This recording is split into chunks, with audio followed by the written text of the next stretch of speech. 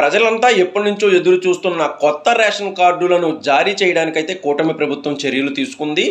రేపటి నుంచి అంటే బుధవారం నుంచి దీనికి సంబంధించి సచివాలయాల్లో, గ్రామ వార్డు సచివాలయాల్లో దరఖాస్తులు తీసుకుంటారు.